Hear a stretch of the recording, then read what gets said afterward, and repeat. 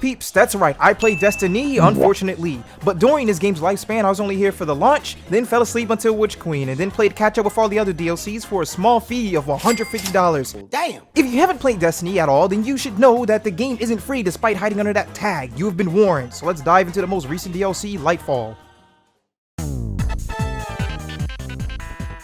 Lightfall, for what it is, was a fun campaign that showed bits and pieces of gusto. It's actually challenging, it introduces the most fun subclass, banger cutscenes, a hub world that's totally unique looking for the world of Destiny, an okay post-campaign content lineup, and the most blue-balling story to ever be released in a video game. It's so many marks, both good and bad, and it reminds me that although Destiny is an MMO, these content packs take away from that genre and makes it feel even more heavier than the general type of MMO. And a good chunk of that goes towards the cutscenes and the fantastic music that is woven into your ear during missions. However, Lightfall did spectacularly fumble the bag with its story side of things, so if you care about that sort of stuff, I'm very, very sorry for you. How did they ruin the story, you may ask? Well,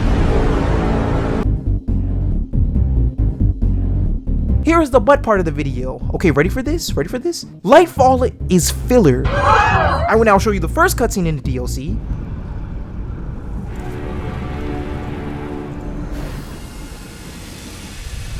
And now the last cutscene in the DLC. The universe makes us all victim and perpetrator.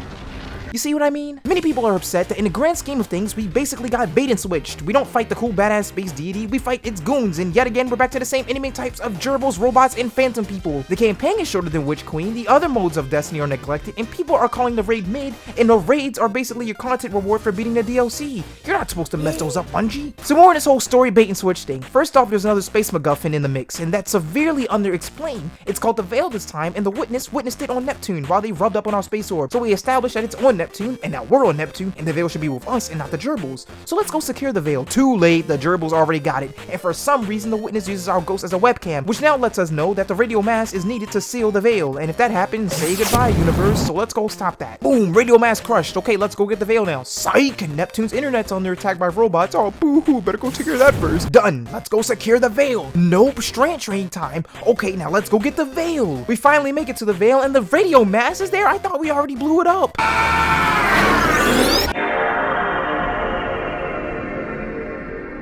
Okay, now we really blew it up this time. This was the most unnecessary character death I've ever seen. You mean to tell me in a world of space lasers and tanks we couldn't blow this piece of geometry off the map? There were literally tanks used in the same room. We get a cutscene where Callus actually makes a good point. The Witness is an all-powerful being, but once this trinket nobody knew existed and nobody knew what it was until now. And even that, no one knows what it does. Why don't you go get it yourself? You smell like you farted. Yes, Malish. Okay, so we have the Veil secured. What do we do now? Leave the Veil. You can't be serious. The gerbils are trying to use the Vex's internet to go into Neptune's internet to access the Veil, somehow. Alright, we stopped that. No more loose ends. This cutscene shows our characters taking some initiative to fight Callus. We tell a friendly gerbil to gather up her troops, which she already was doing. We tell Nimbus to go cook up some turrets. That's so helpful. Old man tells us we need to learn Strand better to defeat Callus, and we're like, bet. So did we learn Strand after all of that? Nope. We still need to do one more mission to train instead of protecting the damn Veil. After that mission, we have our final encounter with Callus in this badass war section that leads into the deeper crust of the Veil. So we get a good look at what it actually is. And it's goddamn gorgeous. And apparently it emits the same energy as our giant space orb, which explains why Megamind wanted it. And speaking of wanting it, Callus is currently hauling ass to get to it. Hi Callus, it's a pleasure to meet you in person. Shut your After that, we get the final cutscene, which is probably the most interesting part of this DLC. Our ghost gets tampered with by the Witness again and begins to sacrifice itself to do I don't even know. But if it completes, we're all cooked. Out of options, we take aim, but are too scared to shoot because the entire trajectory of Destiny would change if we took that shot. And Bungie would malfunction and spontaneously combust, which might be a good thing actually. The sacrifice ends up happening, Nimbus saves our ghost, and all our work is for nothing, which is why we end up back here. Roll credits. In retrospect, this is some hot garbage. We played tug of war with a question mark, took like 3 bathroom breaks from the war until the very end of the campaign where we now know what the question mark looks like, but we still have no clue what it really does, and either way we still lost. Here's 2 questions and 2 answers. Did Lightfall leave a long-lasting impact on the world of Destiny? No, I'm sure that this location will be gone and neglected just like every other POI. Callus and his forces are eliminated for good this time, so they can't come back for more. We've only seen 2 of Neptune's greatest warriors, and one of them is Gonzo. We already knew the Witness was coming, and sure they left their mark on the Traveler in this DLC, but the next DLC is just gonna pick up on where they left off, so does it even really count? And most of all, we still don't know if they will even reference this Veil, the entire thing we've been fighting for, from here on out. Other question, did it provide a fun few missions that can be looked at as its own self-contained story that can serve as a catalyst for something bigger? I'd say yes!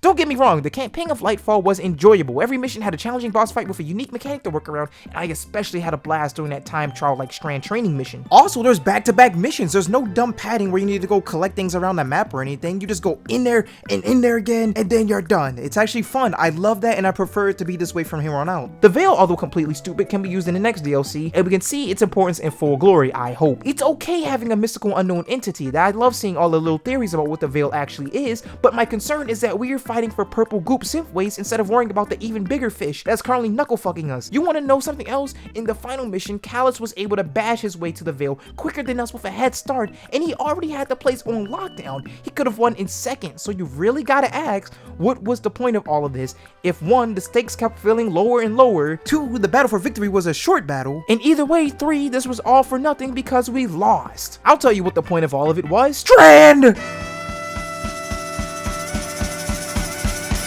Strand is a subclass we get from the subplot of Lightfall, but it's the best part of it. I've seen so many funny clips of people goofing off with the grapple, people making insane builds. The class is pretty balanced in PvP, and it's also not that difficult to max out. I love how freeform Destiny's combat becomes when using Strand, and that's due to how many mechanics are implemented into this one package, with the best one being the grapple. And the game knows this too, which is why the final boss is centered around using Strand to fly across platforms while dodging Callus's onslaught, and it's also why Callus's boss fight is one of my favorites. I gotta say, if you hate Lightfall, you hate everything outside of Strand.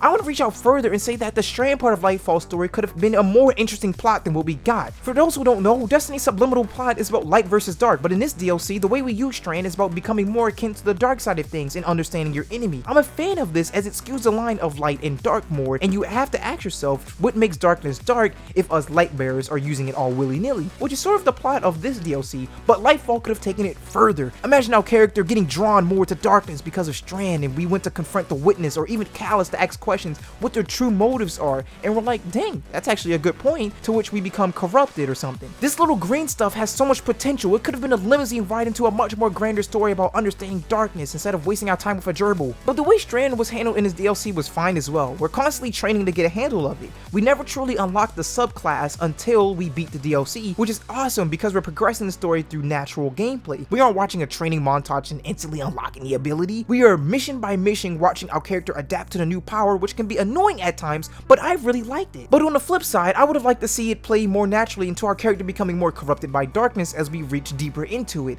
Just a thought, but other than that, what we're left with in this DLC is another small post-game grind and the raid.